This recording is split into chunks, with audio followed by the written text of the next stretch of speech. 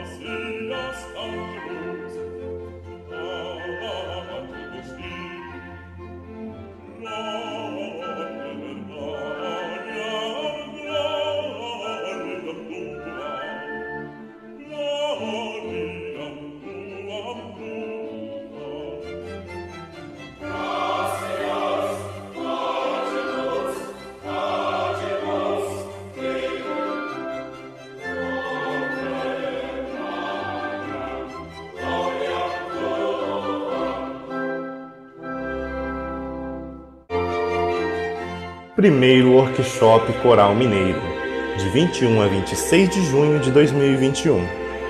O primeiro Workshop Coral Mineiro é um evento idealizado para o aperfeiçoamento técnico e cultural de cantores amadores dos coros não profissionais do estado de Minas Gerais, com o objetivo de contribuir para o aprendizado e aprimoramento desses cantores para o melhor desenvolvimento das atividades em seus respectivos coros, contribuindo para a manutenção e melhoria dessa antiga tradição cultural do Estado. Serão abordados temas como história da música coral mineira, atividade somática voltada para o canto, percepção musical e técnica vocal em aulas e palestras com profissionais atuantes com experiência e qualificação. Projeto contemplado pela Lei Aldir Blanc com o apoio da Secult, Governo de Minas Gerais, Secretaria Especial de Cultura, Ministério do Turismo e Governo Federal.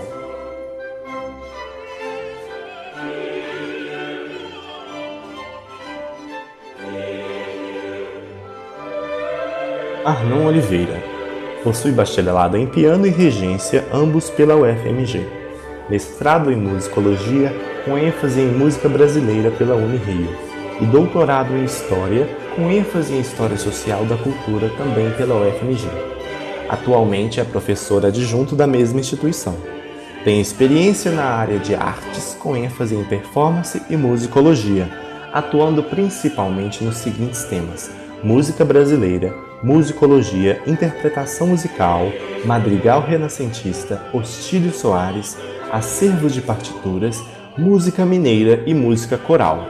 Atualmente, Arnon é regente do Coral Madrigale, do qual é fundador, e também é diretor do Núcleo de Música Coral da UFMG.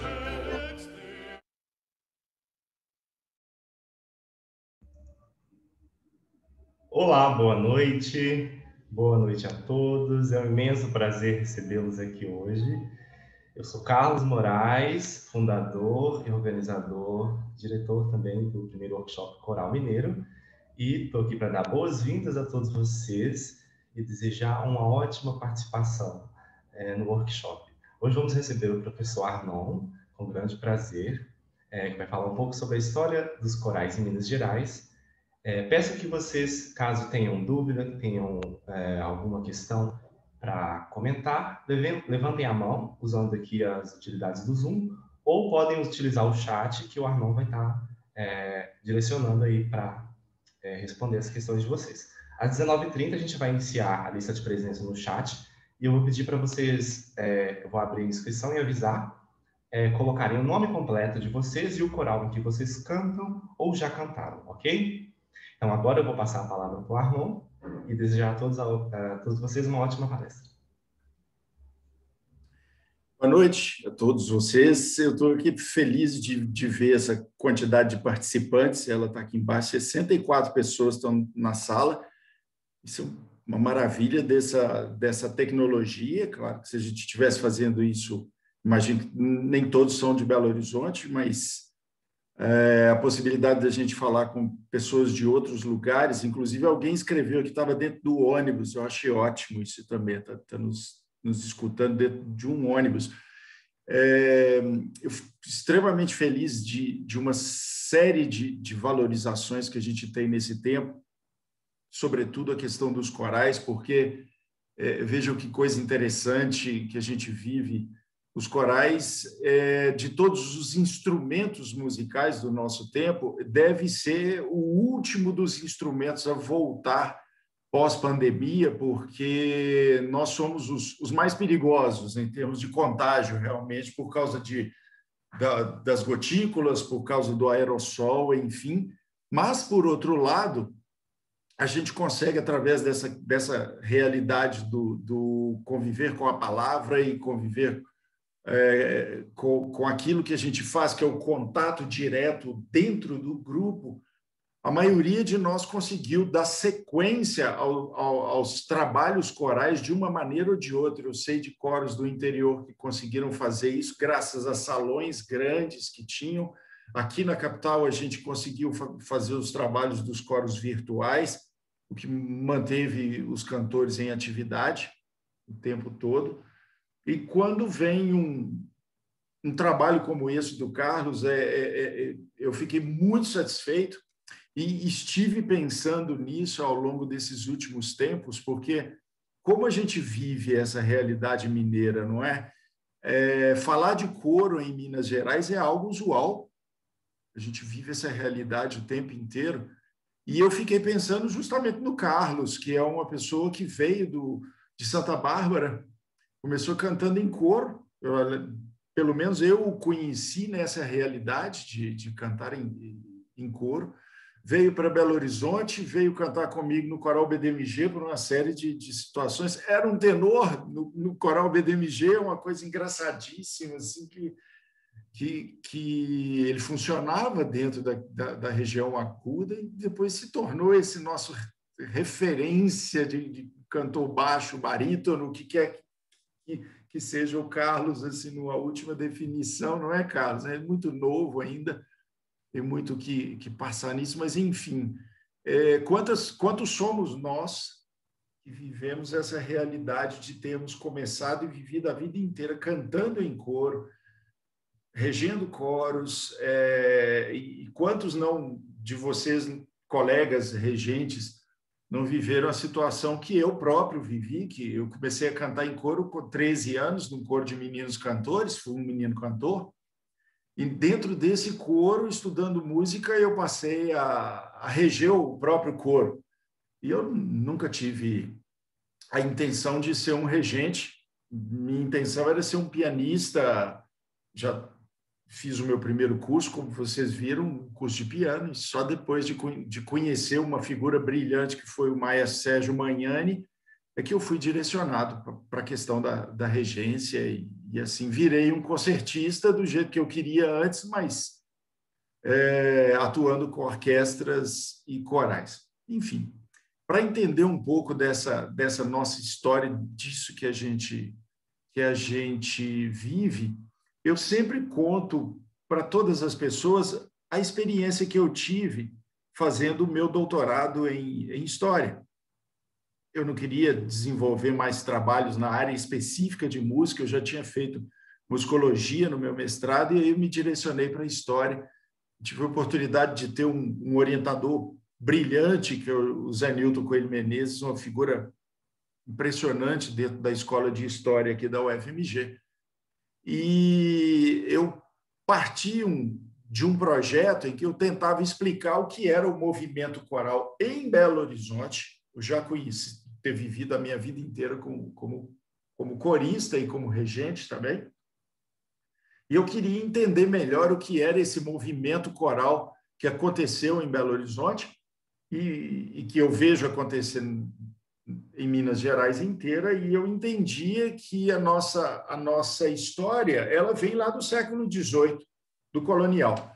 Eu entendia que era natural que nós, já que nós tivemos um magnífico movimento de compositores no século XVIII e também no século XIX, né, já que também temos que entender que, ao contrário do que se falava antes, como o ciclo do ouro diminuiu, os compositores de Minas não atuaram mais. Isso hoje a gente sabe que não é verdade.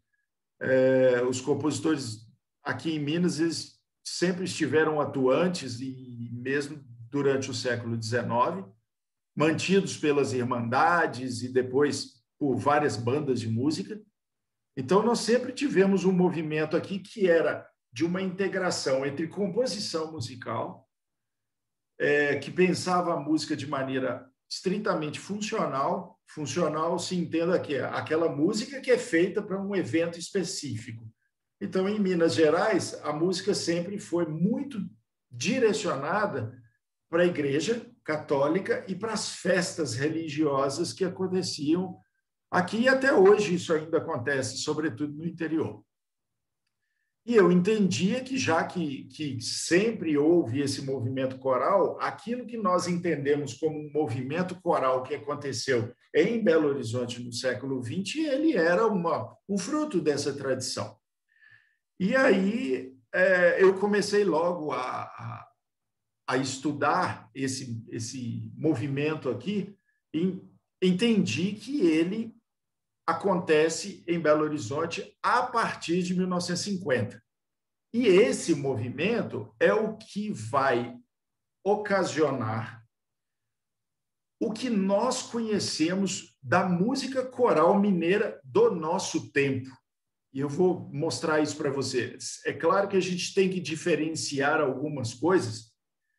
A maioria disso que eu vou dizer para vocês não se refere, por exemplo, à música coral que acontece em São João del Rei, com a Orquestra Ribeiro Bastos, com o coro dessa orquestra, com alguns movimentos que acontecem dentro de algumas cidades tradicionais de Minas, muito específicas, mas se refere à cor, à natureza dos coros que se realizam ainda hoje em Minas Gerais, né? Os coros mineiros, eles têm uma cara, eles têm um repertório, eles têm uma maneira de pensar o seu fazer musical. Eu dou um exemplo para vocês. De um modo geral, os coros mineiros, eles se baseiam num tripé essencial. Um regente, a combinação das vozes, que são sempre específicas, porque elas variam de cidade para cidade, da igreja onde ele está relacionado, se é uma igreja católica, se é uma igreja evangélica, se é um coro que não tem natureza religiosa de forma alguma, se é um coro ligado a escolas. De qualquer maneira, sempre que se pensa nesse coro e na natureza dos cantores, você se baseia, então, em dois pontos: o regente e a relação que ele tem com esses vários cantores. E, na maioria dos coros, o tripé se forma com um solista. E você fala assim, normalmente os corais têm vários solistas. Sim, mas a maioria dos corais tem um solista principal. Aquela voz que determina a cor a cor que o coro tem.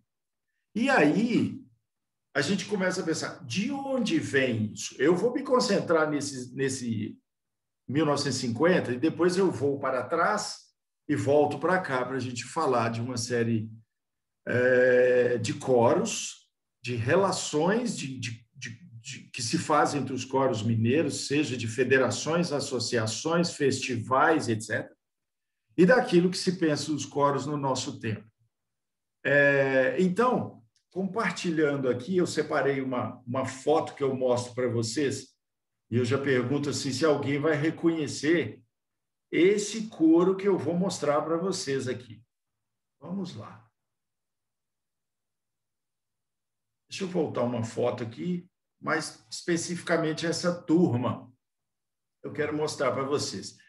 Alguém reconhece qualquer pessoa nessa foto? Essa foto é de 1956, tirada em Belo Horizonte, por um coro que foi criado, então, nesse ano de 1956, por uma turma de jovens daqui de Belo Horizonte, que, de um modo geral, a maioria deles, que eu conversei com alguns, não gostavam muito de cantar em coro, porque eles viviam aqui em Belo Horizonte ainda aquela noção do chamado canto orfeônico. Se tinha a música ensinada na escola, que alguns aí até devem ter tido esse ensinamento, mas que o canto orfeônico ele direciona para um tipo de repertório, para um tipo de formação que não pensa o coro como, muitas vezes, o coro concertista, mas o coro de formação musical. A ideia é chamar um orfeão e um coro de singularidades diferentes, ela deve ser feita e isso é muito importante. O que acontece aqui com essa turma é que 3 jovens regentes que se conheceram em São Paulo, especificamente, estudando com o Kohreuter, eles tiveram a oportunidade de se encontrar de novo aqui em Belo Horizonte, nas férias desse cidadão do meio que está aqui, não sei se o mouse está passando aqui, vocês veem, balança a cabeça aí, Carlos, você está vendo o mouse. E ele era muito amigo desse outro sujeito que está com essa cara fechada aqui e desse outro cidadão sorridente que está aqui do lado. Bom, eles se juntaram e eles estavam estudando música da Renascença, que era algo que não se fazia muito nos coros por aqui. E eles resolveram chamar alguns colegas, alguns amigos, para interpretar essas peças, né? E aí fizeram uma apresentação no começo de 1956. Essa apresentação deu tão certo e chamou tanta a atenção da sociedade aqui de Belo Horizonte que eles resolveram se integrar realmente como um coro e dar sequência ao seu trabalho. E aí, essa turma, que é aqui, no caso, Isaac Karabchevsky, esse cidadão bonito aqui, que está aqui, que vários conhecem, o grande regente que a gente ainda tem hoje, era muito amigo do Carlos Eduardo Prates, que foi um outro grande regente de referência brasileira aqui, e Carlos Alberto Pinto Fonseca, que também é esse cidadão aqui do lado. E eles montaram o Madrigal Renascentista. Um Madrigal Renascentista de tantas histórias e tão conhecido por todo mundo, e que tinha na sua espinha dorsal uma série de pessoas que hoje são musicistas conhecidos, como é o caso aqui das irmãs Maria Amália, Maria Amélia, Malinha e Amelinha, que foram professoras durante a vida inteira na Escola de Música da UFMG, referência, como é o caso aqui de Maria Lúcia Godoy, está logo aqui do lado de Isaac Karabchevsky, e de vários outros aqui. Eu tive a oportunidade de conhecer várias dessas pessoas maravilhosas e que montaram um coro de referência, de plena referência aqui no nosso tempo.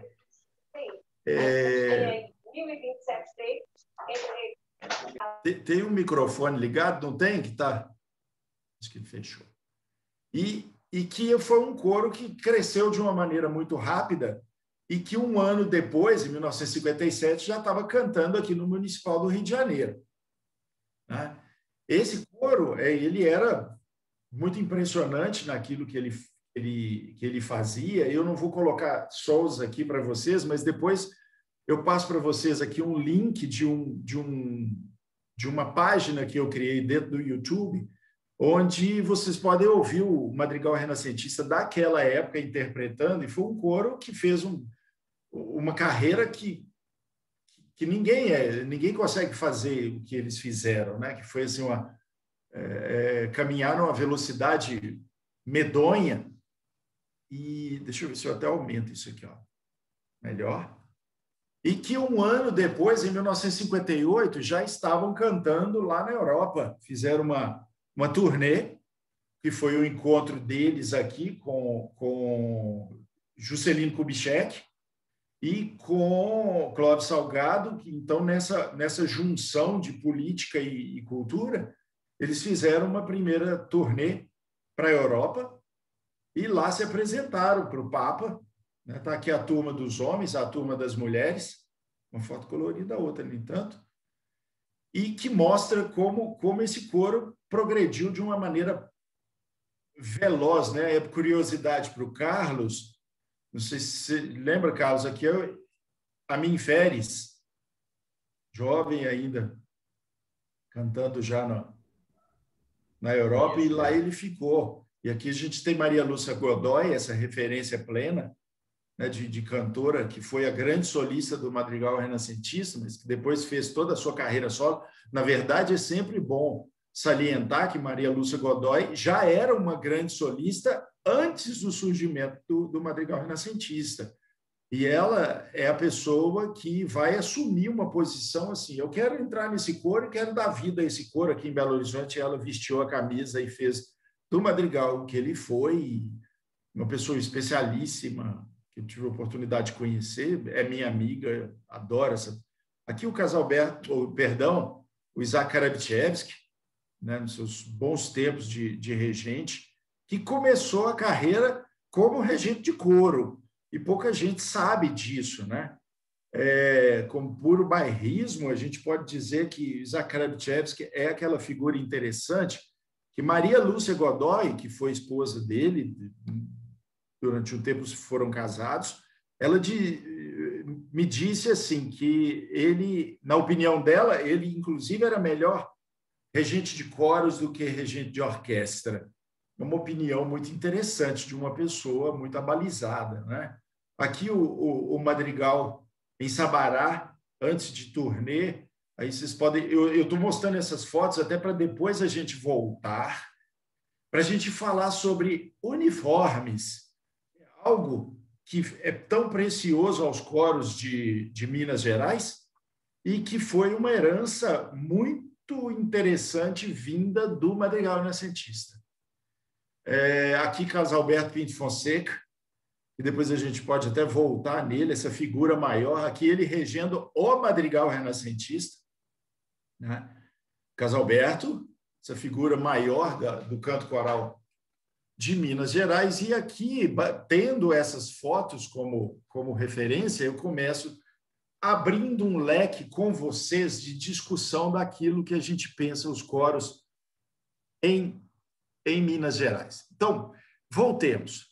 Eu já tinha dito para vocês que a gente tem aquela história vinda do colonial.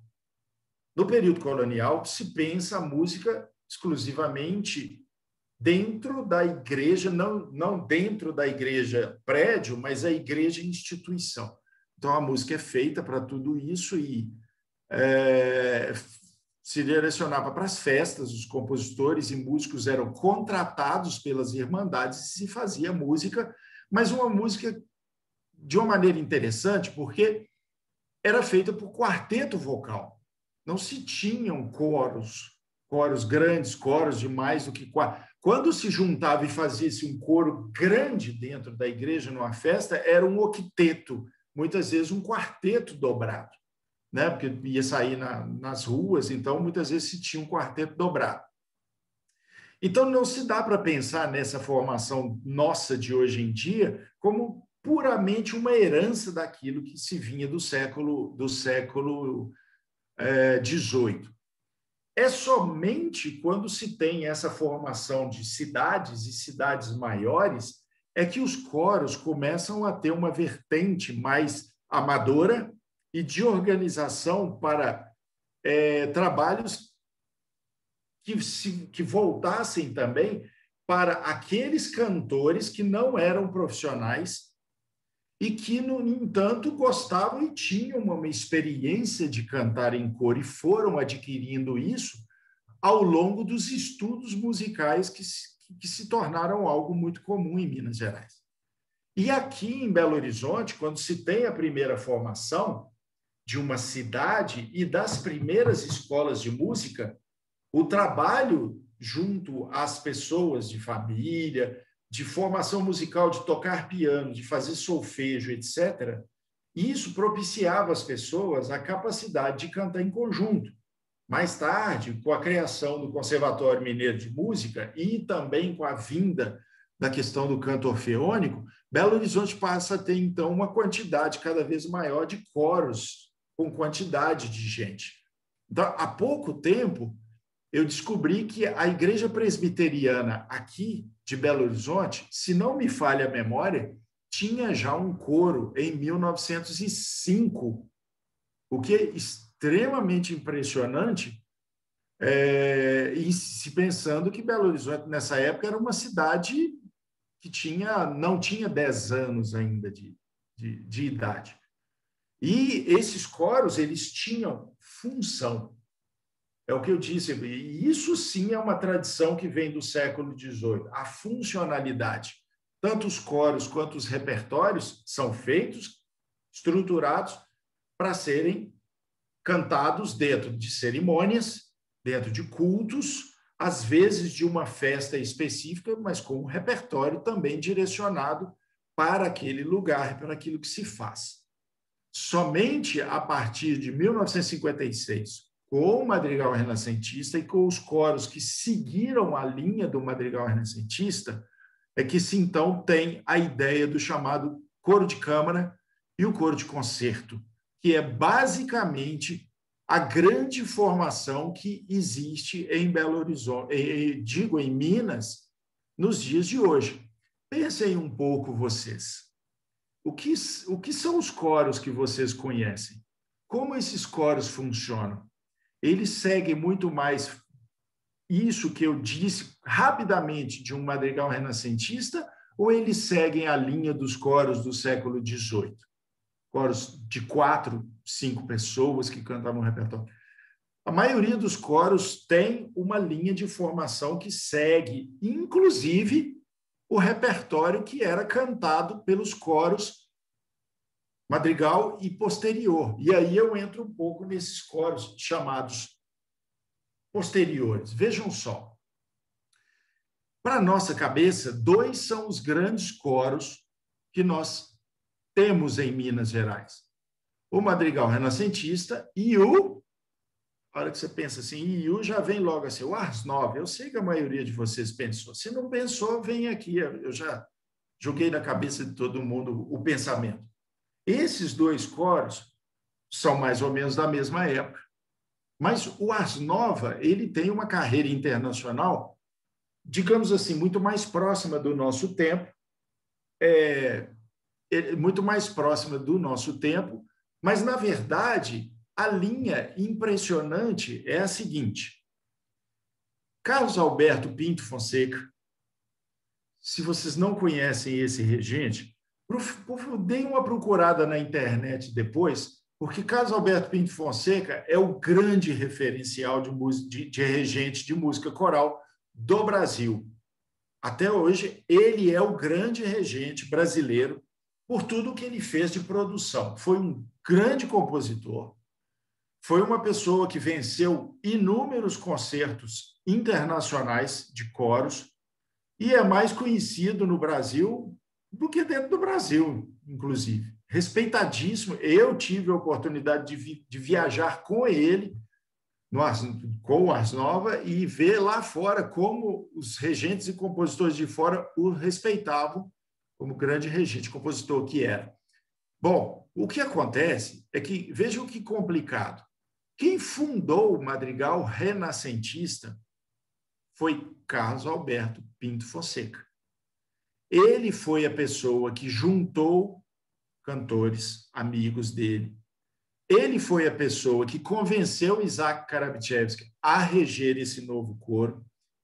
Ele foi a pessoa que teve o contato com a Sociedade Mineira de Engenheiros para fazer a primeira apresentação do Madrigal Renascentista. Ele cantou no Madrigal Renascentista, ele apresentou o Madrigal Renascentista para o Rio de Janeiro, quando eles foram pela primeira vez, mas ele regeu o Madrigal Renascentista em algumas apresentações, mas ele saiu daqui para estudar fora. Ele foi para a Bahia, depois foi para a Europa e voltou para Belo Horizonte mais ou menos em 1963, 64. Nessa época, Sérgio Magnani tinha fundado um coro aqui na Associação dos Estudantes de Minas, perdão, não me lembro aqui, mas era a Associação de Estudantes de Minas Gerais. E o Magnani tinha que sair de Minas Gerais para dar aula na Bahia, e aí, quando o Casalberto voltou, ele convidou o Casalberto para assumir esse coro. Esse coro, logo em seguida, foi convidado pela UFMG para ser o coro da UFMG, e eles o batizaram como Ars Nova, coral da UFMG. Então, toda a trajetória que o Casalberto fez ao longo da vida com esse Ars Nova, que foi impressionante, ela tem uma referência muito interessante nesse fator. Carlos Alberto antecede o Ars Nova e é ele o criador do coro referencial para todos os coros que vieram depois, que é o caso do Madrigal Renascentista. E nessa época, aí a gente começa a falar de coros que vários conhecem. Aqui foi criado o Júlia Pardini, com a Elza Duval Gomes, que é uma pessoa também maravilhosa, histórica, que eu fiquei sabendo, inclusive, no ano passado, que o Júlia Pardini se encerrou como associação. A Elza, a tia Elza, que a gente chama, ela hoje toma conta da irmã dela, então ela não pôde mais continuar assumindo isso, principalmente durante a pandemia, enfim. Ela fechou, então, o Júlia Pardini, tem toda a história dele. E aí vários outros coros, como o Coral da Cefaz, que tem a Ângela Pinto Coelho como referência, que foi uma pessoa que, inclusive, teve lá o Carlos, contato, acredito eu, em Santa Bárbara, ou teve outras pessoas em Santa Bárbara em contato. Coral da Uzi Minas, aí a gente tem os corais de empresa, que foram extremamente importantes nas décadas de 80 e 90. Tivemos aqui o Coral Uzi Minas, o Coral Acesita, o Coral Uzi Minas lá de Ipatinga, que era um outro coro, coros em Teófilo Otoni, em Valadares, coros, como é o caso aqui de coros de empresas, coros de bancos, como é o caso do Coral BDMG, que eu já trabalho com ele há um bom tempo, mas que tiveram outros regentes de referência, como Márcio Miranda, Rafael Grimaldi, que foi regente do Coral do Ars Nova também, depois de Carlos Alberto, do Coral BDMG, Eliane Fagioli, que rege até o Coral da Copasa, um coral extremamente importante, corais de performance, como foi o caso do Voz e Companhia, do meu querido Hernani Maleta, e determinadas situações como o que o Carlos falou no princípio, que é o núcleo de música coral, que eu sei que algumas pessoas aqui participam do núcleo dentro dos coros, né? A UFMG consegue fazer esse programa que une coros ligados a algumas das faculdades, no caso do coral da medicina, o coral da engenharia, o coral da Fale, o Cantáridas, que é o coral ligado ao ICB, o Campos Encanto, coros da Escola de Música, então o coro de câmara, o coro do CMI, que é o Centro de Musicalização Integrada, da Fiocruz, enfim, e aí a gente começa a enumerar uma série de coros. Eu estou vendo que tem perguntas várias aqui, por isso eu estou acelerando para chegar em vocês, tá? que nos permite pensar como como essa relação de coros ela é ampla e funcional dentro de Minas Gerais. Nós tivemos, durante as décadas de 80 e 90, uma federação mineira de conjuntos corais. Essa federação foi extremamente importante naquela época, porque ela tinha, a cada ano, um encontro em Belo Horizonte, que era o Minas Cantat, onde coros vinham do interior para ter um contato. Aqui a gente tinha esse contato entre maestros, contato entre os cantores de apresentação, e nesses concertos, sempre os chamados melhores coros eram deixados para o final do concerto, para que todo mundo pudesse assistir esses coros e pudesse levar informação para os seus coros, né? Isso foi uma época em que a gente não tinha essa relação de competição de coros, de dizer isso que eu digo, os melhores coros. A gente pensava em algo que no nosso tempo não se pensa tanto, infelizmente, que é o seguinte: um cantor de coro, desde a década de 1950, ele mirava um coro principal. Então, quando você entrava em um coro, você sempre pensava em progredir de um coro para o outro, de acordo com a capacidade que você ia adquirindo dentro dessa experiência coral. E assim, muitos cantores profissionais surgiram justamente porque tiveram uma iniciação em canto. Eu não vou falar de muitos aqui, já falei de Maria Lúcia Godoy, mas eu falo do próprio Carlos, que está aqui hoje, que é um excepcional cantor, que saiu de Santa Bárbara e começou a cantar um coro.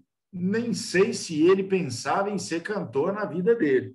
E várias das pessoas são assim, o que aconteceu comigo, não pensava em ser regente. Comecei a minha carreira dentro de um coro. Então, quando se pensa nessa integridade de coros em Belo Horizonte e em Minas Gerais, se pensa em algo que eu entendo que é o que está acontecendo hoje, novamente, em Minas Gerais, que é a integração de coros através, talvez, da ferramenta virtual que seja, mas da integração que permite o diálogo entre pessoas mais experientes e aqueles menos experientes, entre coros mais experientes e coros menos experientes, que sempre foi aquilo que fez com que os coros avançassem e caminhassem dentro do cenário da música coral no Brasil, né? Vocês vejam, saindo um pouco disso que eu falei dos coros de câmara, a gente tem o coro lírico, que é o nosso coro principal, o coro profissional, que vem da década de 70 como uma outra formação, que é um coro específico criado para a realização de música de ópera. Em Minas Gerais, a gente tem alguns coros, poucos, que se direcionam para esse segmento também. Ele não se constitui a maioria daquilo que a gente tem como os coros de formação no nosso estado, e que nos traz a essa reflexão que eu já vou abrir para vocês, para o nosso diálogo, porque tem uma coisa muito interessante, vejam,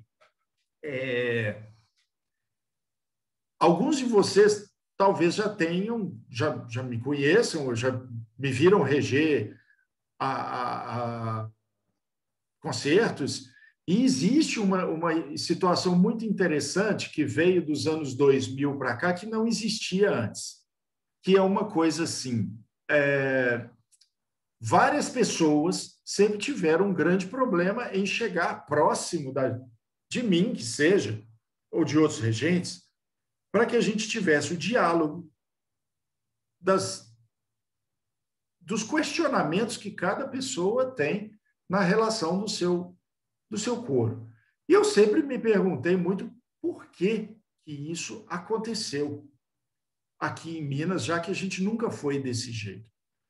Uma das respostas talvez seja a própria questão da especificidade que os regentes foram criando com o tempo e que fez com que alguns coros talvez crescessem mais do que outros, e isso talvez tenha criado um certo distanciamento. Mas eu vou dizer para vocês algo que sempre foi uma teoria minha, que faz com que eu, inclusive, seja visto de uma maneira estranha por algumas pessoas, mas que é o seguinte: eu entendo coro e sempre entendi coro dessa maneira que eu acabei de dizer para todos vocês. Coro é um instrumento de evolução, onde você entra nele e você entende que ele vai crescer de uma maneira ou de outra. Seja na sua relação com o uniforme, com a sua relação em conjunto, com o seu aprimoramento musical, que pode permitir que você mude para um outro coro que vai te dar novas possibilidades, que depois vai te permitir ir para outros coros e tudo mais. Bom, o que acontece é que no final de 1990 para 2000, nós começamos a ter em Minas Gerais uma grande quantidade dos chamados festivais de coros. Esses festivais de coros, eles acabaram deturpando um pouco uma ideia que existia até 1990, que era a ideia de encontremos-nos para entendermos o que é a realidade de cada coro, o que eu posso aprender com cada coro e com cada regente, e o que eu posso fazer para melhorar a minha condição dentro do meu coro. Esses novos festivais eram festivais do tipo: eu vou ali para fazer uma viagem com meu coro. E quando eu vou ali para fazer uma viagem com meu coro, a última das prioridades dentro dessas viagens é a apresentação do coro. Confessem, vários de vocês aqui. Eu sei que eu, inclusive, estou incomodando alguns, mas é o meu papel, eu faço isso dentro da universidade. Quantas foram as vezes de festivais de vários de vocês para algumas cidades, inclusive cidades históricas de Minas Gerais, que já tinha um cardápio pronto, assim: de manhã vamos visitar o lugar tal, à tarde nós vamos visitar o lugar tal, amanhã de manhã, no outro dia, né, nós vamos fazer uma tour pelo lugar tal. E aí, no final, gente, tem uma apresentação que nós vamos fazer ali no lugar tal, tá? E depois da apresentação a gente volta para casa. Esse tipo de relação é importante extremamente, porque isso une as pessoas do coro dentro daquilo que só se consegue em viagens e em concertos. É assim que se faz a integração do coro. Porém, há que se entender que quando você busca um objetivo dentro de um festival, o objetivo principal tem que ser aquilo que você vai buscar para o seu crescimento enquanto corista, regente, cantor, coro. Cantor, já falei do corista, né? E não aquilo que você pode aproveitar numa cidade como fazer turismo. Isso você faz por conta própria. E isso modificou, no meu entendimento, eu vou repetir, Arno Oliveira, aquilo que deve ser o aprimoramento dos coros. No meu modo de entender, e de várias coisas que eu já conversei com vários regentes, aí aconteceu uma disfunção do papel que nós sempre tivemos em Minas Gerais, com o cuidado essencial dos coros.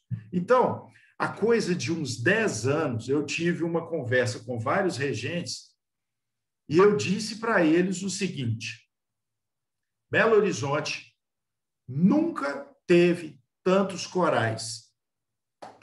Maravilha, bravo, mas nunca teve corais tão ruins. Isso foi uma conversa minha com regentes. E uma combinação foi assim: o que nós vamos fazer para mudar isso? Não pode ser assim. Não se pode simplesmente criar um coro e não pensar que esse coro vai evoluir. A nossa tradição é de ter coros excepcionais. Nós temos aqui as referências plenas. O coro lírico, o Ars Nova, principal coro nosso, sempre, de Belo Horizonte, de Minas Gerais. Temos o Madrigali, que eu coloco, temos vários coros referenciais de empresa, eu já falei, nós temos Coral da Copasa, nós temos BDMG, nós temos a Cefaz em outro tempo, que hoje já não existe mais, não foi referencial, Coralzi Minas, uma série, e assim nós podemos ir contando nos dedos uma grande quantidade de coros e que continuam funcionando com qualidade. E o que adianta para nós dizermos que Minas Gerais tem um monte de coros se nós não pensamos que esses coros têm que crescer? Gente, federações se criam através dos coros. Não se criam federações e associações baseadas em regentes. Os regentes são só as pecinhas que estão à frente de um coro. Ele pode até ser uma boa pecinha, mas se ele não tiver um material humano para crescer sempre, ele vai ficar sempre naquela mesmice, dentro daquilo que ele entende como produção coral. E isso a gente não pode permitir de forma alguma, né? Deixa eu começar um diálogo com vocês, então. Vamos lá. Eu provoco... Aliás, eu já provoquei. Quem vocês acham que é diferente? Vamos discutir um pouco. Eu recebi uma pergunta aqui, não sei se só ela que vem aqui. Alguém perguntou, né, Sheila? Depois você diga quem é, que pergunta qual é a diferença... Daniele Fernandes pergunta assim, qual a diferença entre coro e coral? A gente hoje em dia não diferencia não, tá, Daniele? Não tem coro e coral. Basicamente, para nós hoje, é a mesma coisa. Mas se você for pensar em termos daquilo que é a formação da palavra, a gente pega a referência de duas línguas. Coros, no latim, é quando você tem pessoas juntas cantando uma melodia, um agrupamento. Então, a ideia de coro vem daí. Tá? E sempre lembrar para todo mundo aquela bacana, né, gente? Plural de coro é coros. Né? A gente vê muita gente sempre falando os coros.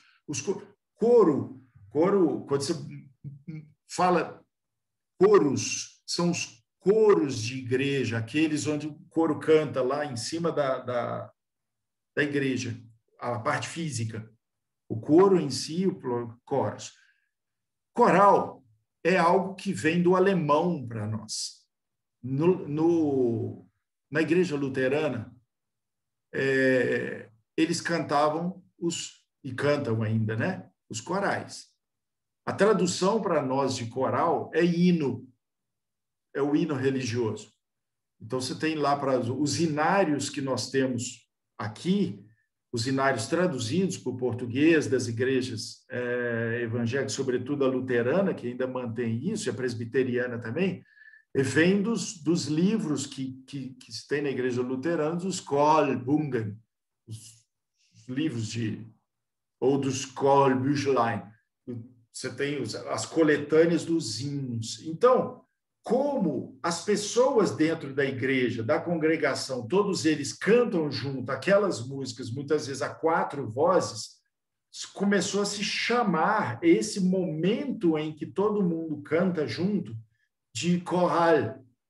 É o momento em que todo mundo canta o hino. E aí todo mundo começou a dizer que aquilo que se cantava em conjunto era o coral também. Então, existe a diferença? Existe. Coral é o hino religioso, mas também serve para designar o coro. Então, de qualquer maneira, não tem a diferença. Tá? Tem mais? Me ajuda aí se alguém levantar a mão. Peraí. A Daniele também. Em São Paulo tinha um evento que se chamava Mapa Cultural de São Paulo. Sempre que o meu coral ia para o final do evento, tinha várias competições regionais até chegar à etapa final, que sempre era na cidade de São Paulo. O pessoal do coral debandava para 25 de março e o ensaio ficava com pouquíssimos coralistas. Pois é isso.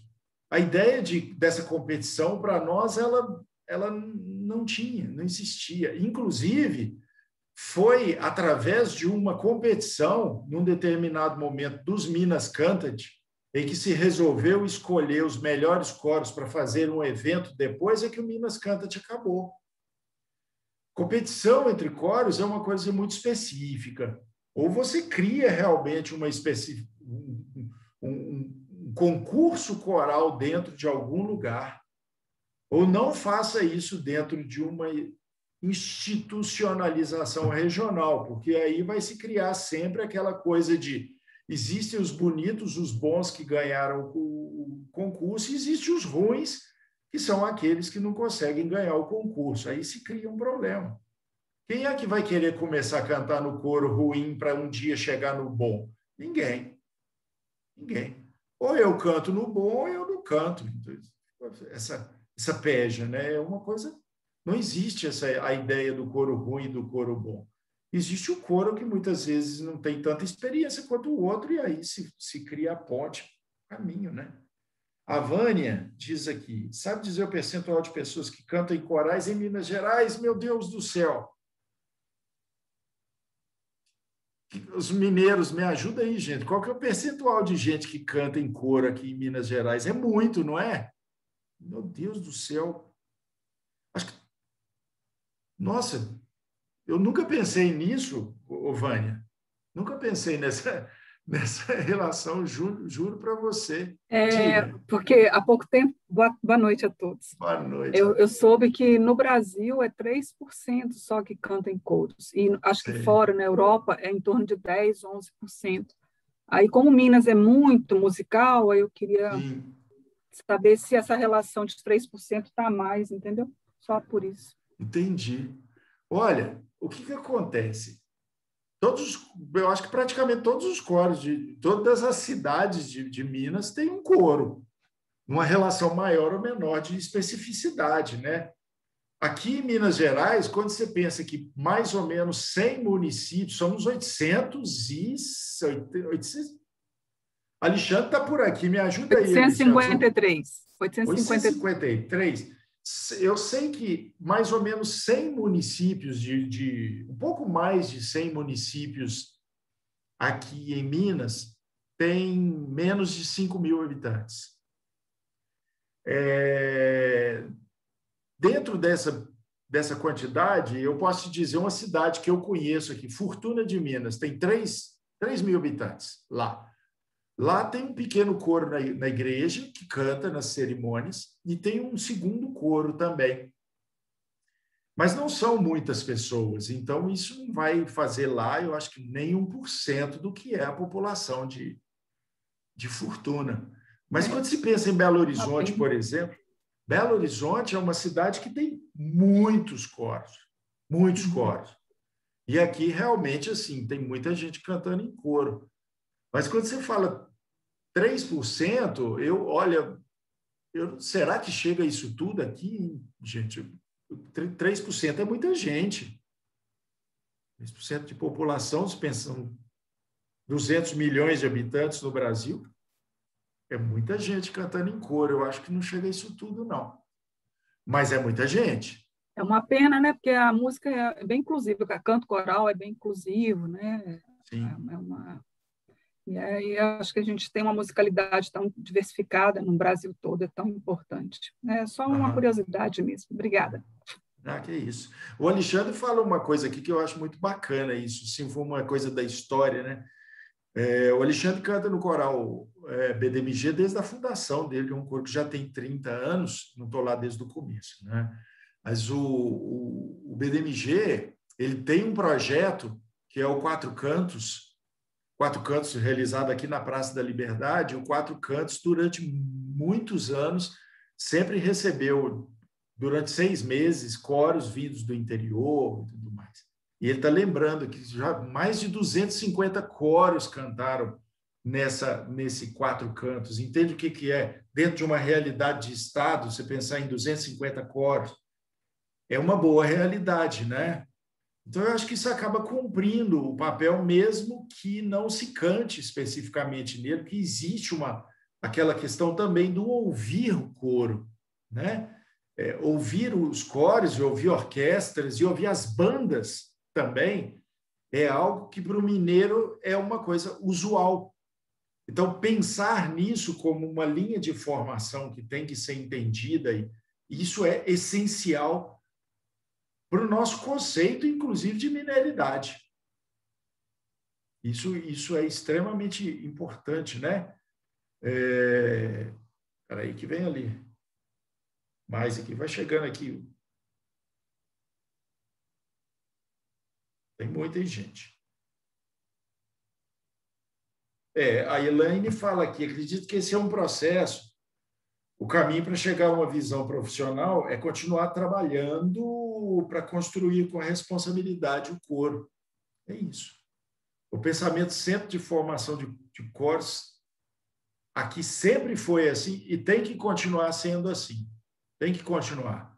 Qualquer um que monta um coro tem que pensar na sua formação para ser o melhor possível. Você não pode entender um coro como sendo algo simplesmente para passar tempo, não. Eu acho que até acontece isso, mas no meu entendimento não pode ser essa a visão principal, não.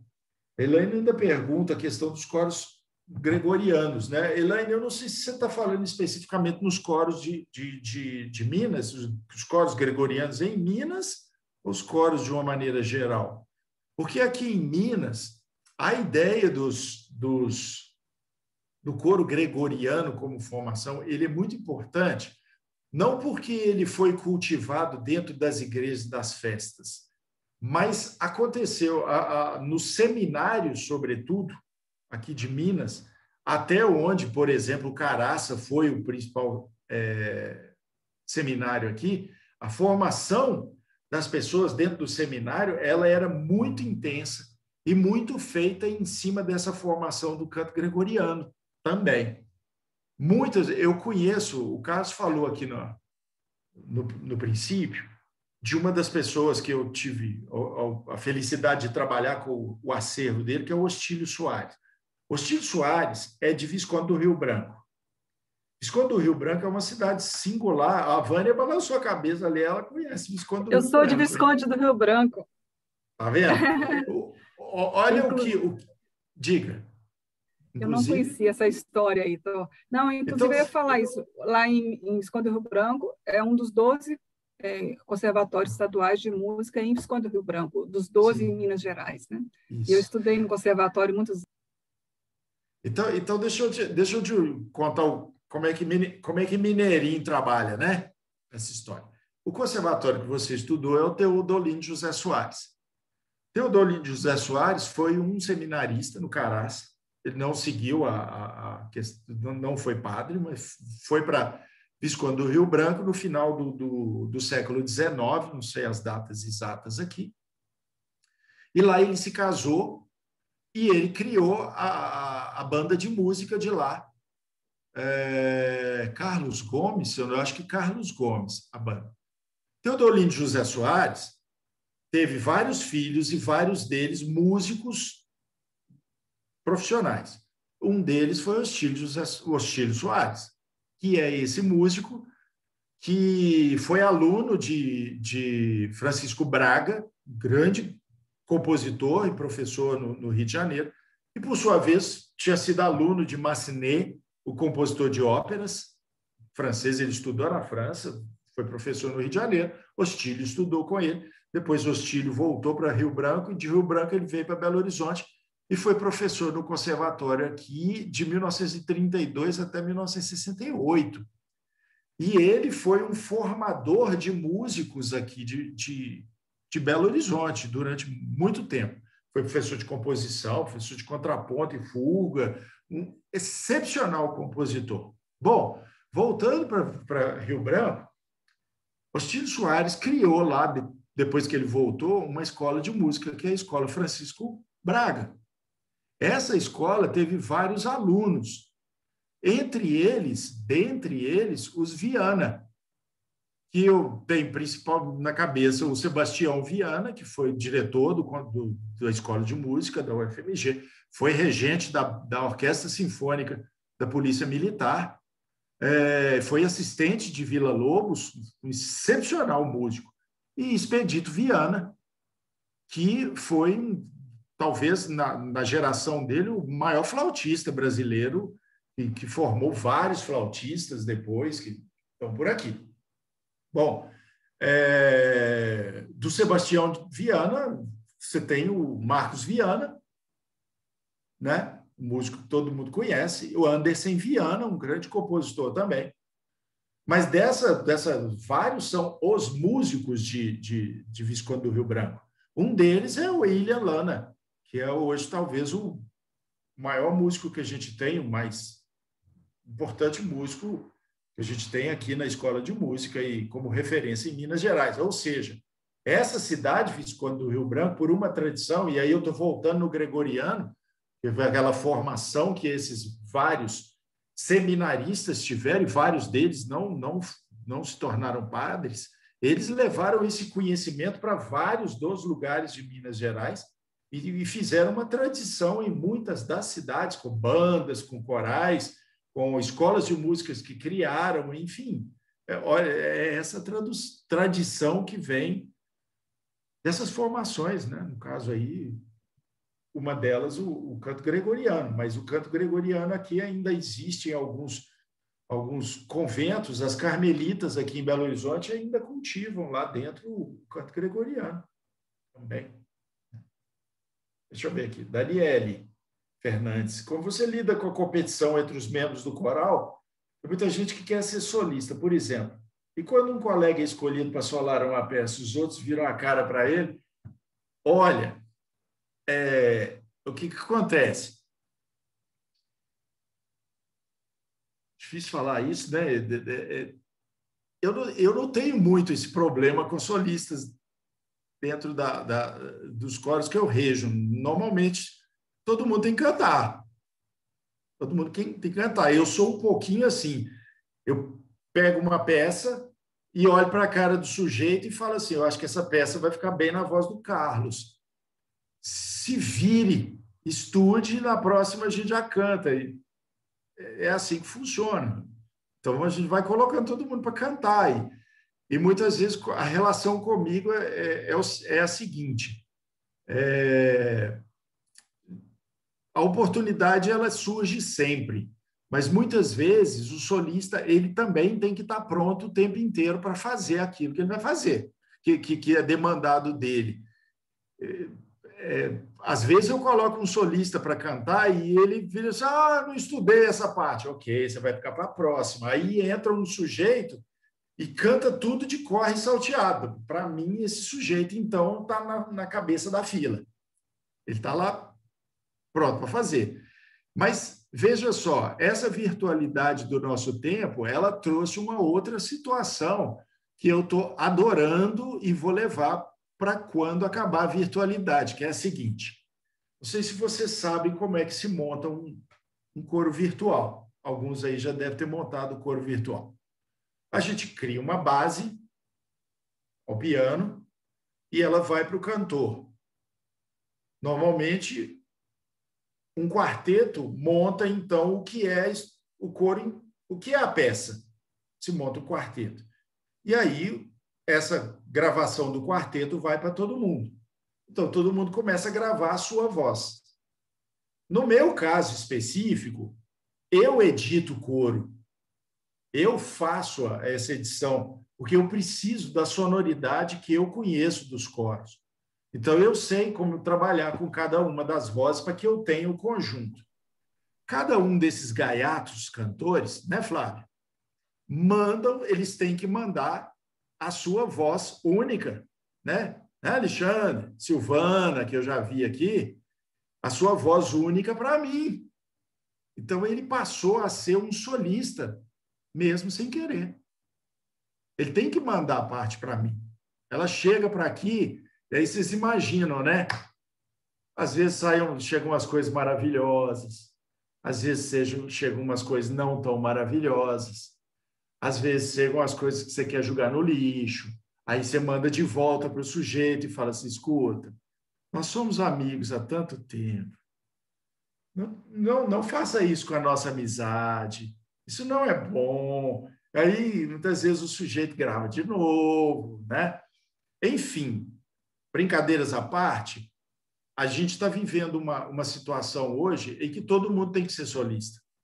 Então, não tem espaço para competição, não pode ter espaço para essa competição. Ou você se coloca mesmo como aquela pessoa que vai gravar a sua parte e mandar, ou então você não vai ter a sua voz dentro do conjunto. Então, eu também acredito que para depois, quando a gente retornar, a qualidade dos coros ela será melhor. Eu acredito nisso.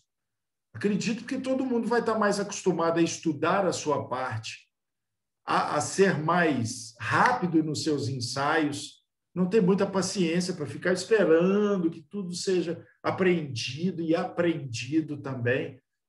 Então, eu já vivia com isso. Assim. Para mim, a questão do solo, ela depende da música, depende de qual é a voz das pessoas, se ela é melhor para cantar popular, se ela é melhor para cantar Mozart, se é melhor para cantar Beethoven, se é melhor para cantar erudito, enfim.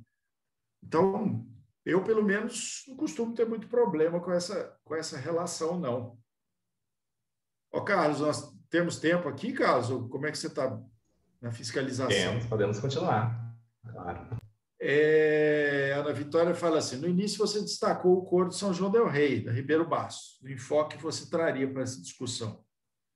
Não é uma divisão, deixa eu ver, Ana Vitória, não é uma divisão. O que eu estava falando no começo é que existem especificidades de coros. O coro da Ribeiro Bastos é um coro que antecede muito a história dessa formação de coros dos anos 1950. Ele é uma especificidade. Não dá para você pensar assim, vamos comparar essa linha do lado de cá, essa linha do lado de cá. São diferentes. É a mesma coisa de pensar a linha dos coros de câmara com o coro lírico. São realidades diferentes. São repertórios diferentes. São maneiras de cantar diferentes. São repertórios, já falei. Mas são funcionalidades. O coro da Ribeiro Bastos é um coro que está acostumado a cantar em cerimônias inteiras.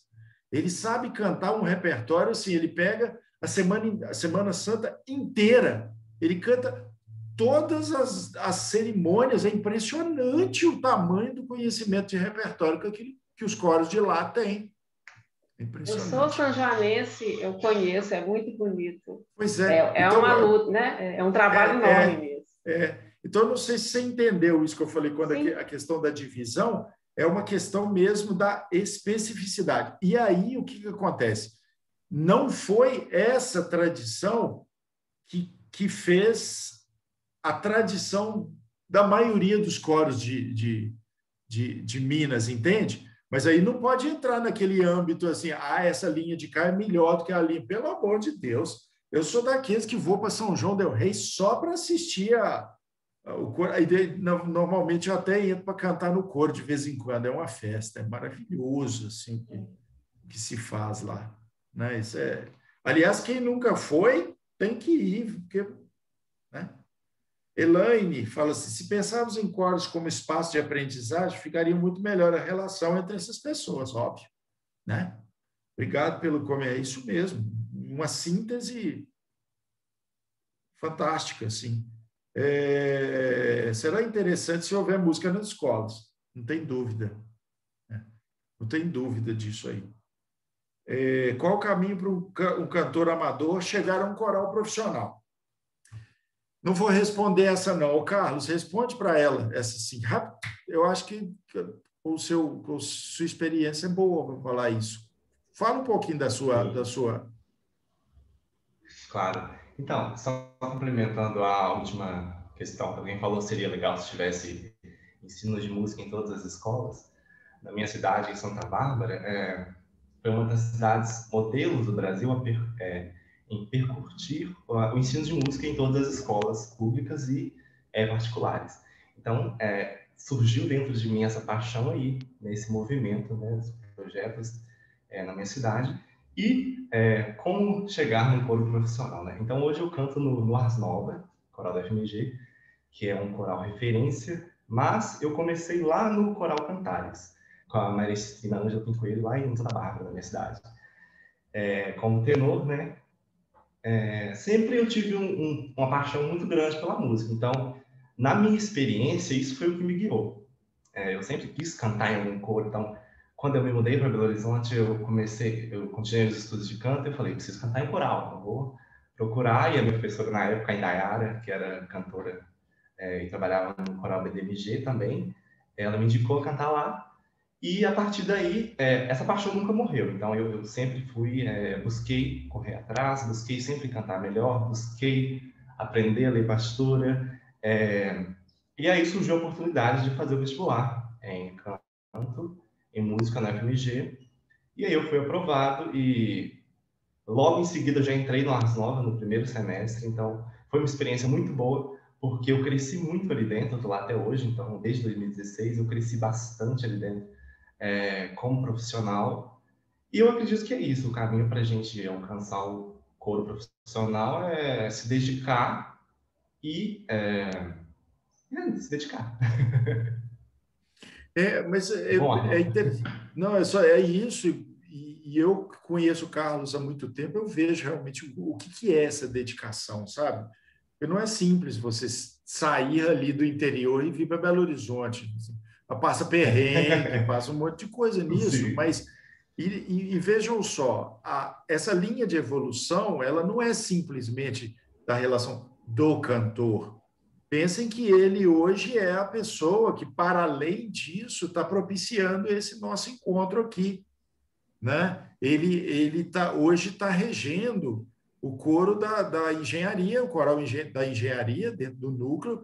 Então, sei lá se daqui a 2, 3 anos, 4, 5, 10, o Carlos, ao invés de ser o cantor, virou regente. Não tem o tal do virou regente, né? As coisas, é isso que eu falo. O percurso é um percurso mesmo de estudo. A gente estuda a vida inteira. Enfim, sai, né? O que mais? Boa noite, Carlos. Boa noite, maestro. A pergunta foi minha. Sim, eu falo, inclusive, tem uma pergunta logo em seguida, a possibilidade da pessoa estudando, né, com professores particulares, a possibilidade sem fazer a faculdade de música, que, né, a gente já anda no andar da carruagem, já não tem como fazer uma faculdade de música. Eu acho que você cursar uma faculdade é um investimento como qualquer outro dentro da linha acadêmica, né? Mas eu tenho colegas, Carlos deve conhecer outras pessoas, cantores também, que eles seguiram um caminho alternativo, sem passar pela universidade, estudando cursos mais técnicos, como a Vânia falou, dos conservatórios que tem no interior, que vários deles têm professores excepcionais, e às vezes a pessoa fez ali o trabalho do conservatório e depois ele seguiu uma outra linha de formação, tendo aula com alguns regentes específicos, fazendo cursos mais direcionados em workshops, em masterclasses. A formação acadêmica ela é uma formação que te dá uma capacitação que às vezes ela é mais ampla, digamos assim, porque ela tem uma série de outras disciplinas que às vezes te direcionam para um mestrado, onde você, às vezes, como foi o meu caso, o meu mestrado não foi nem em piano, nem em regência, ele foi em musicologia. Então, essas aberturas dependem muito do que cada um quer como percurso de formação musical, né? Nem sempre você vai dizer assim, o fato de eu estudar numa escola de música de uma universidade é aquilo que vai fazer com que eu seja um melhor músico. Nem sempre. Sempre. Depende muito do que é o percurso de cada um, né? Obrigada. E agradeço a oportunidade de abrir para os cantores amadores, né? Esse workshop. Muito obrigada. Que é isso. Eu vi aqui um comentário do Leandro Moraes falando lá de Ipatinga. Eu conheci, Leandro, Ipatinga nos tempos áureos. Eu triste de saber que dos 12 coros que tinha lá, hoje só tem 3. Fico triste, viu? Patingas sempre foi uma referência. Me lembro do intendente Câmara funcionando lá com os festivais e de vários coros de lá, uma pena. A Ana fala aqui, o que eu acho curioso é como criar essa cultura de se ouvir esse tipo de coral. Porque cria-se uma ideia de quem ouve coral é quem canta em coral. Tivemos um evento aqui em Lavras, com diversos coros, e sentimos essa dificuldade de acessar a população geral. É um trabalho de formação. Não tem jeito. É sempre um trabalho de formação. Eu costumo dizer o seguinte, é que muitas vezes, entenda o que eu vou falar aqui, Ana Festucci, e eu não sei se isso é a realidade de Lavras, tá? Muitas vezes a culpa é da gente. A culpa é de um regente, a culpa é de um coro também. Entenda o que eu vou dizer. O público, ele precisa receber informação. A gente, às vezes, vai cantar para um público e a gente acha que eles são obrigados a saber daquilo que a gente está cantando, daquilo que a gente está fazendo. E isso, muitas vezes, não é a realidade. Muita gente que vai assistir um concerto de coro, ele gostaria imensamente que um regente ou um cantor tirasse um tempinho antes da apresentação de uma peça que seja para falar assim, gente, essa peça foi escrita assim, assim, assim, e ela quer dizer isso. Então, escuta para vocês verem o que ela... Seja um Negro Spiritual, seja... enfim, a gente ganhou muito aqui, por exemplo, nos concertos do Madrigal e de outros coros, até no Palácio das Artes mesmo, quando se tirou aquela ideia assim, vamos colocar uma tela do lado com a tradução para as pessoas saberem o que o coro está cantando? Porque às vezes o coro vira e fala assim, eu vou cantar uma linda peça em inglês. Aí a pessoa senta lá e vai escutar, ele não sabe o que você está falando. Ele não sabe quando essa peça foi escrita. Ele não sabe nem... Gente, tem gente que não sabe nem o que é coro. Você fala assim, nós vamos cantar. O cara custa se tirar um tempinho do concerto para falar assim, gente, esse aqui são sopranos. Essas vozes que ficam aqui histéricas, cantando no agudo aqui, são sopranos. Essas outras aqui são os contraltos. Aí pede o contralto para cantar um pedacinho. Ó, aqui os tenores, ó. Ah, se não tiver tenor e baixo, os homens cantam assim. Agora nós vamos juntar as três para vocês verem como é que é. Olha, isso costuma ser uma experiência. Quem escuta essa experiência vive assim, é um mundo que se abre para essa pessoa e ele chega em casa procurando coisa na internet. Deixa eu escutar, agora eu sei o que é um coro. Então, eu não sei, eu vou repetir, eu não sei se é a realidade de Lavras, mas eu já vivi muito isso, de cantar em algumas cidades onde as pessoas nunca tinham ouvido um coro polifônico. Tinha o coro que cantava 1, 2 vozes, mas não tinha o coro que cantava 4. E aí você tinha que mostrar para essa pessoa como é que era o funcionamento de música a 4 vozes. Então, ainda é uma linha de formação. Ah, nós mineiros somos musicais, somos, de fato, mas às vezes tem gente que nunca viu um repertório específico, né? Então, isso é importante. O Geraldo fala aqui, ó, se não existisse o movimento barroco colonial do século XVIII, o senhor acredita que os corais, o senhor é bom aqui, que os corais estariam extintos? O Geraldo, sinceramente, eu não consigo responder essa pergunta simplesmente porque essa música do século XVIII e XIX existiu para nós. Não consigo pensar de uma outra maneira assim. Sabe? É levantar uma hipótese ou uma possibilidade muito difícil para a gente. Dá para fazer comparação com outros estados. Aí dá para fazer. Porque nós temos talvez uma tradição coral mais intensa, talvez a palavra é perigosa, do que São Paulo. Talvez, porque a gente aqui no século XVIII tinha mais música funcionando aqui do que tinha em São Paulo na época. Mas o Rio de Janeiro não tinha. E o Rio de Janeiro tem uma outra história, que é a história do século XIX, com a vinda da família real para cá, que aí se desenvolveu um outro tipo de formação coral, mais ligado até à formação coral operística, porque era o que acontecia no século XIX. Então, são especificidades que, às vezes, é difícil a gente trabalhar sem ela, né? Ô, Amor. Diga. Seu Geraldo. Eu acho que tem eu já ouvi uma história em relação a isso, em relação ao movimento barroco, Sim. Alguma coisa relacionada com Martim Lutero, que a igreja estava perdendo fiéis, então a Igreja Católica fez esse movimento, mandando construir igrejas suntuosas, né, com pinturas maravilhosas, muito ouro. Sim. E os coros, os corais, né, com músicas muito bem elaboradas, em latim, principalmente, né? E parece que chamou, para chamar a atenção dos fiéis, né? Então, assim, talvez até em Minas, na minha opinião, talvez hoje teríamos menos corais do que tem, né? Porque os corais existem no mundo inteiro, né? De repente, seria menos, né, em relação a hoje, que muitos corais hoje cantam, igual o nosso aqui de Sabará. A gente canta muito o repertório do século XVIII, entendeu? Em Sabará também tinha mais corais aqui, não tantos.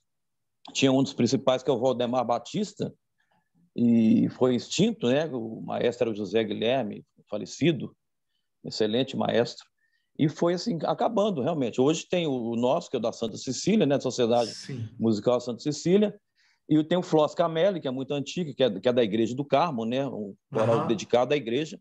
O nosso não tem aquela relação com a igreja, mas a gente canta para a igreja, né? Então, acredito que possa ter, talvez, diminuído, não extinto, né? Eu não fui meio, mas acredito nisso. O que acontece isso que você falou é de suma importância. Você resumiu bem o que se costuma chamar do teatro barroco, né, Geraldo? Que é assim, a igreja fez isso. O barroco em si, esse barroco que a gente conhece da Igreja Católica, ele é o movimento pleno da Contra-Reforma, né? Que aí traz essa coisa de vamos chamar a atenção por essa suntuosidade. Então, o próprio antigo regime português, que é esse regime que veio para cá com a colônia, ele é qual que é a palavra? Esse grande teatro que aí une tudo, a música, a festa, as cores, tudo girava em torno da igreja. E como isso vem para nós de Portugal, é nesse sentido que eu falei, assim, eu não consigo pensar que não existisse, né? Então, a gente teve e ele deu sequência. Eu acho que você tem toda a razão. Se a gente tivesse sido colonizado por um outro país, seria de fato diferente. A gente teria, talvez se a gente tivesse uma colonização luterana aqui, realmente seria diferente. Haja visto aquilo que aconteceu lá no Nordeste, quando os holandeses estiveram lá. Eles fizeram modificações que até hoje ainda são sentidas, né, dentro da região, no lado positivo, no lado negativo. Mas como o nosso caso aqui veio tudo assim, aquele grande teatro português que tudo girava em torno da igreja, ele veio para cá. E aí a gente assumiu isso. Você vê, Sabará é um exemplo disso, né? Assim, tudo, quando vai fazer a festa em Sabará, segue realmente todo aquele ritual bonito de fazer as procissões, de cantar, ainda hoje, música em latim, do século XVIII, que é uma construção. Né? Os motetos, né? Os são motetos. cantados na procissão da Sexta-feira da Paixão, né? Sim, vai parando nos passos e tem um grupo algumas pessoas do corais cantam aquelas músicas antigas, né? Que são os motetos, né? Uma tradição que tem até hoje aqui. Pois é, e aí você vê que só os motetos, né, Geraldo? Você me corrige se eu estiver errado, pelo menos é a minha percepção de sempre, da vida inteira. Só os motetos não tem graça. O moteto tem que estar na Semana Santa, nos passos, com toda aquela coisa, as velas acesas, o povo canta. Isso é a aí tem um outro grupo da nossa sociedade, que é a banda de música, né? Aquela banda tradicional. A gente vai cantando aquelas marchas fúnebres maravilhosas, e quando tem os passos, né, que o padre faz uma oração, o grupo de corais, né, o grupo de pessoas do coral cantam os motetos. Uma peça só, né, uma coisa assim, até tenebrosa, vamos falar assim, fúnebre mesmo, né? Mas maravilhosa, né? Convido todo mundo para participar da Semana Santa aqui também, para ver isso aí para a gente. Pois é. Ô, Geraldo, eu estava outro dia, foi uma coisa bacana, eu estava dando uma aula com o pessoal em Campinas. Hoje em dia ele fala assim, né? Estou dando uma aula ali em Campinas, eu estava aqui em casa, tudo virtual. Aí uma pessoa fez uma pergunta falando sobre banda, ele falou assim, mas eu não consigo entender por que normalmente as bandas em Minas, quando vão cantar assim umas marchas, eles tocam muito lento, é muito bonito aquilo lá. Qual que intensidade que o mineiro vive essa coisa da marcha fúnebre? Eu falei assim, meu filho, deixa eu te falar um negócio. Vai tocar na banda no morro lá em Sabará e no morro lá em Ouro Preto, para você ver se você toca a marcha fúnebre num andamento um pouquinho diferente desse que a gente anda aqui. Se você começar a tocar mais rápido, você não chega no final do morro, não. As ruas são escuras, né? Tem muita gente que não toca sem a partitura. Eu toco trombone, então eu tenho que ter a partitura. Então você passa numa rua totalmente escura, cheia daquelas pedras. A gente acaba errando mesmo, mas no final o grupo todo fica muito bonito. Né? Fica bonito. Muito bonito. É bonito para valer. Mas em compensação, no domingo da ressurreição, a gente toca os dobrados, né? Que é totalmente ao contrário, né? Uma coisa bonita, né? Festiva, né? Deixa eu só seguir essas. Eu estou com mais 4 aqui. Até que é isso, eu te agradeço a sua síntese aí. E aí, Carlos, eu vou propor da gente aí parando aqui, porque senão Mas deixa eu ver essa sequência aqui e ainda abro um pouquinho aqui, tá? O Geraldo falou aqui, a Tânia fala assim, como é o funcionamento de um coral a capela? Olha, gente, a minha opinião sempre foi a seguinte, não mexe com coro a capela, a não ser que o seu coro seja muito experiente. A última etapa de coro deve ser sempre coro a capela. Põe o piano para tocar junto, a flauta, o violão que seja para fazer. O coro a capela demanda experiência de coro, não precisa ser cantor profissional, mas tem que ser pessoa que tenha a experiência de cantar em coro, que tenha esse desenvolvimento de estar cantando em conjunto. O coro a capela, a última etapa de formação do instrumento coro, tá? Que é assim, você canta sem instrumento nenhum junto de você, né? O Edson fala, é possível fazer parte de um coro profissional sem fazer uma faculdade de música? Perfeitamente. O Carlos tem cantores lá do Ars Nova que não são profissionais, que não têm formação. Já, pelo menos em outras épocas, eu acho que no próprio coral lírico daqui, alguns cantores não tinham formação até pouco tempo, formação de faculdade. Eu sei porque eu tive alguns alunos na UENG, que foi um programa do governo do estado justamente para que esses alunos, esses cantores, pudessem fazer a faculdade, mas eles já eram grandes cantores antes de fazer a faculdade. Né? Então, acho que não tem essa questão, não. E o Jackson fala, minha pergunta é se ao acrescentar arranjo de música pop aos corais, podemos ter um aumento de número de ouvintes. Sinceramente, eu acho que não. Eu acho que não. Eu acho que depende do público que você está cantando. E eu canto, e eu faço muita música pop o tempo inteiro, tá? Mas eu vejo, às vezes, apresentações assim, que você tem públicos específicos. Você fala assim, hoje será um concerto de música popular. Vai um público específico. Você vai lá, então, hoje eu vou cantar um Requiem de Mozart. Vai um público específico também.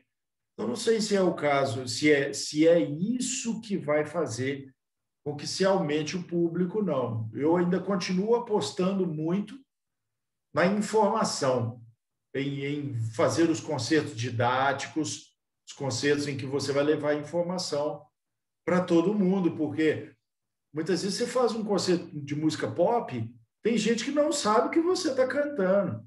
Você fala assim, vou fazer um concerto de música popular, maravilha.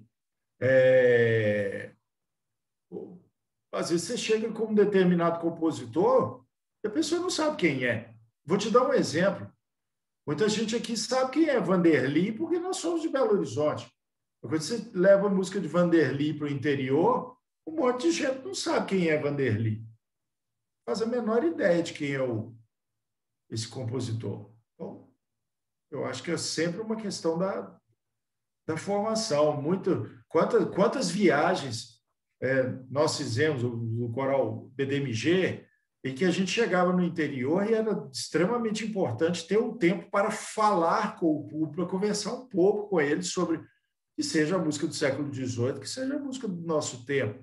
Por outro lado, mesmo em Belo Horizonte, quando a gente faz alguns concertos aqui de música erudita, se você não tira um tempo para falar com o público também do que é a peça, não adianta muito não, né? Ok? Encerramos aqui? Sheila, acho que não tem mais perguntas não, né? A não ser que mais alguém queira falar alguma coisa. Pode levantar a mão se alguém quiser falar. De qualquer maneira, Arnon, deixa eu só complementar aqui. Eu fiquei muito feliz dessa sua explicação aí do como o coro começou lá, né, com o barroco, porque eu morei em Natal e eu percebi isso lá. Aí eu acho que agora entendi. Lá não tinha muitos corais. Talvez pela questão de realmente aqui em Minas ser muito forte, aí agora eu entendi um pouco por que em Minas tem muitos e lá a gente não tinha muitos coros, né? Porque lá não teve essa influência forte, né, do barroco aí, da questão. Eu agradeço muito, foi muito bacana. Arnon. Obrigada. Eu queria fazer uma retificação, Arnon, que Eliane Fagioli é maestrina do coral do Minas Tênis Clube. Não. Eu acho que ela não mais está na Copasa.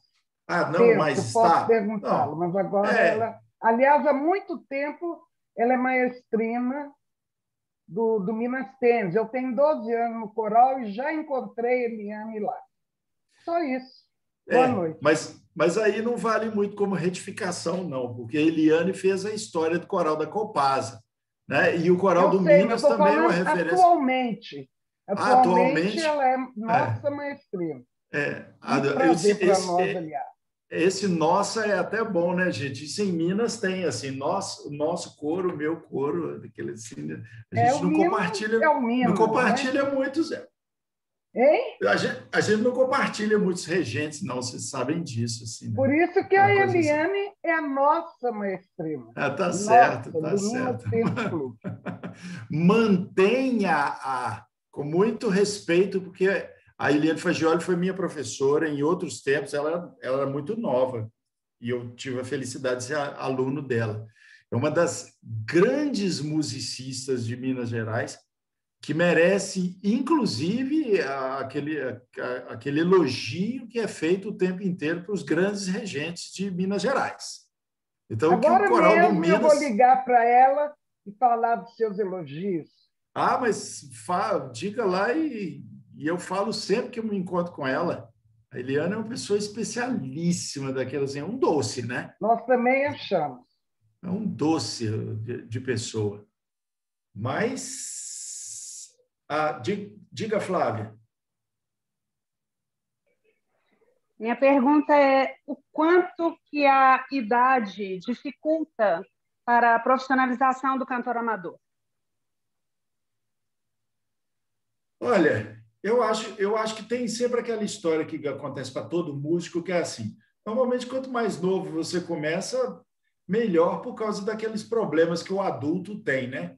Uma criança, um adolescente, ele aprende as coisas muito por osmose, assim, ele não tem dramas, ele não se critica, ele simplesmente canta, ele vai ali e faz as coisas de uma maneira mais fácil, né? A pessoa, quando começa mais, digamos, entre aspas, mais tarde, ela já começa com a pergunta terrível que é essa aí. Assim, eu comecei tarde, como é que eu vou chegar lá? E eu sempre digo assim, a plenitude da voz, ela é relativa. Ela pode estar entre os 50 e, às vezes, até os 60 anos, né? Imagina você, por exemplo, que começou, entre aspas, um pouco mais tarde, você hoje está com 23 anos, imagina quantos anos você ainda tem para chegar lá nos seus 60, né? Então, dentro dessa lógica do estudo, assim, eu sempre acho que não tem essa coisa, sabe? A dedicação é que ela é a mais importante, mas eu sempre bato nisso com as pessoas, assim, você tem que acreditar, toda pessoa tem que acreditar e com isso tem que ter um pouquinho de relaxamento com ela mesma, porque a cobrança é sempre maior, você sempre vai se cobrar mais, você sempre vai achar que o seu tempo é menor, que você tem que fazer 50 anos em 5, e não é assim. Não é assim que as coisas funcionam. A gente estuda a vida inteira. Qualquer pessoa estuda a vida inteira. Eu estudei minha vida inteira de música e hoje eu fico assim, meu Deus, eu tenho tanta coisa ainda. Então, em resumo, o que dificulta é o próprio cantor, né? Eu acho. O cantor é a pessoa que fica aí, traumas na cabeça. Eu sei que tem outras pessoas que avacalham o cantor também, regentes, né? Principal outros, mas enfim, é um percurso, faz parte também do percurso, né? Fátima, diga. Você falou que ia falar sobre uniforme. Sim. No início. Desculpa eu ter chegado atrasado, mas eu cheguei 20 minutos atrasado, me perdoe. Por favor, que é isso, imagina. Você falou que você ia falar sobre os uniformes. Sim. Pode dar uma pincelada, por favor? Obrigada. Deixa eu voltar com aquela foto, então, que eu mostrei para vocês, que esse, para mim, é uma ótima referência, né? Se você fala assim, realmente existia uma época que as pessoas tinham a sua elegância, né? E essa elegância, que a gente considera, no nosso tempo, a elegância, vocês vejam aqui que lá pelos idos de 1957, você tinha também um padrão, como se tem hoje em dia, as pessoas vão com suas camisas parecidas, com um padrão mais ou menos estabelecido, né? Mas o primeiro coro que, de fato, investiu numa ideia de uniformização daquilo que ele ia mostrar foi o madrigal renascentista. E isso eu já conversei com cantoras de lá mesmo, e elas diziam o seguinte: os outros coros aqui em Belo Horizonte tinham os seus uniformes. Tinham uniformes tradicionais, às vezes umas batas, às vezes os vestidos longos e tudo mais. Mas o madrigal renascentista, ele investiu muito num padrão. E o que significa o padrão? É você pensar que quando você olha para o coro, você não enxerga um monte de cantores, mas você enxerga o coro. E esse coro, ele se estabelece pela roupa que ele está usando, né? Então, vocês podem dar uma olhada aqui, as mulheres podem até me ajudar nesse negócio, que eles me falaram uma vez, eu nunca guardo isso. Tá certo, as saias são todas plissadas, não é esse o nome aí, plissadas, mas assim, as blusas são todas exatamente iguais no tom, mandaram fazer todas iguais, e as barras das saias, elas são feitas na mesma altura para que você tenha um padrão. Os homens aqui estavam no seu padrão usual, lá eles não tinham esse cuidado, não. Mas quando você vê o coro, vocês veem que mais ou menos a barra da saia, ela era construída por eles, pelas cantoras, para ser da mesma altura, para que não tivesse diferença na altura da saia, né? Em alguns coros, como foi depois o coro, olha aqui para vocês verem o padrão do uniforme deles. Os homens usam o mesmo tipo de paletó construída, as mulheres o mesmo tipo de desenho de gravata, de gola, de altura de ombro e de altura de joelho também aqui. Eu sei que tem um nome para isso. Se alguém se lembrar aí, me fala. Então, o que acontece aqui Fátima, é que a partir daí os coros começaram a ter um cuidado com o que era o seu padrão de uniforme. Você reconhecia um coro pelo seu uniforme. Por exemplo, o Ars Nova, em outras épocas, era aquele coro que usava um vestido branco com uma sobrepeliz vermelha, com as cores de Minas Gerais, nesse caso, e eu me lembro que lá eles eram tão chatos que todas as mulheres usavam o mesmo padrão de sapato.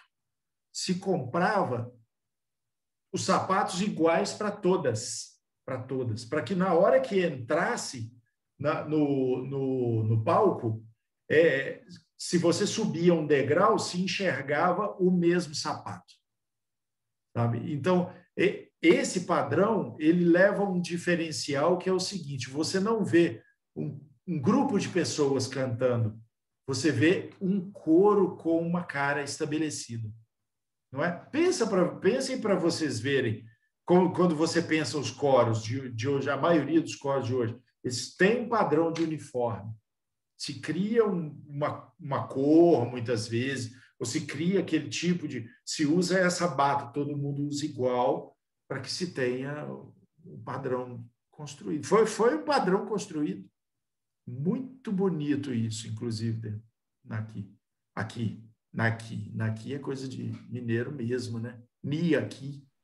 Eu acho que não é, além de ser um padrão, eu acho que é muito importante isso, porque dá continuidade na harmonia, porque eu saí de do coral, eu fui fazer um teste por causa de... Mudou o nosso coordenador e começou a ouvir essa desavença de uniforme. Sim. E começou a ficar uma gandaia. Desculpa o palavreado, mas foi isso que aconteceu. E com isso, houve desarmonizou o grupo. Entendeu? Então, eu saí de um coral por causa do uniforme. E eu acho que o uniforme dá continuidade, não só ao padrão, é um todo. É muito importante. Obrigada. O pensamento deles foi um pensamento mesmo de coro de concerto.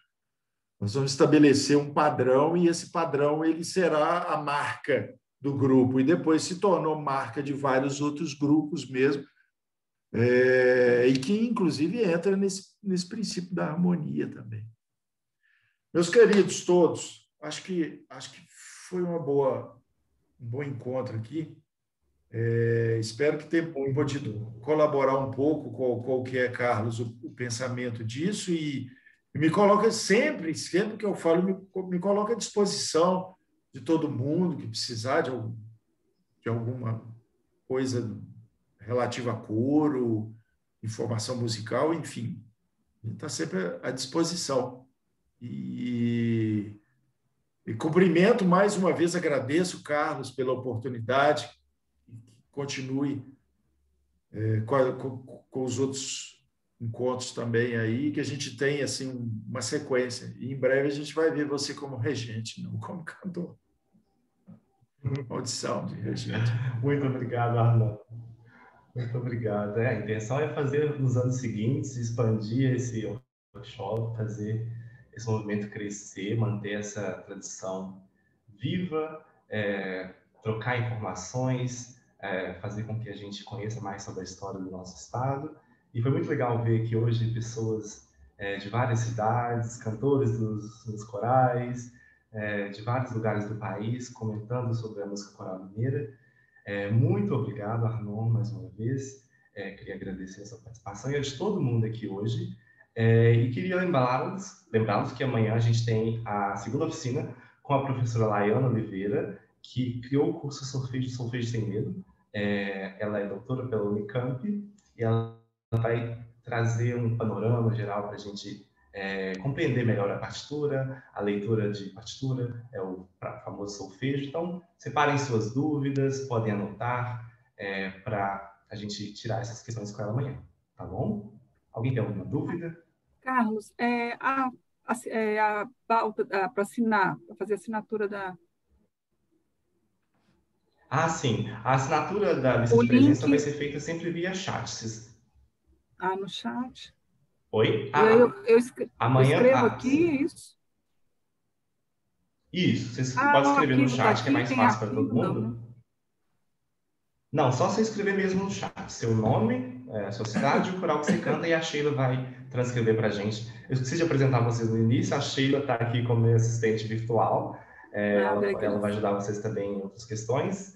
Se vocês precisarem de qualquer coisa, ela está lá no grupo do WhatsApp, vocês podem entrar em contato com ela, que ela está sempre disposta a ajudar. Sheila quer falar? Muito obrigada aí. Boa noite. Por nada. Então é isso, pessoal. Isso mesmo que você falou. Sim, Sheila, vai lá. Se apresente. Isso mesmo que você falou. Então tá bom, pessoal. Nos vemos amanhã no mesmo horário. Aqui no Zoom eu vou enviar o link antes, por e-mail e por WhatsApp. Tá bom? Muito obrigado pela presença. Uma boa noite para todos e a gente se vê amanhã. Boa noite. Boa noite. Obrigada. Até amanhã. Boa noite. Obrigada.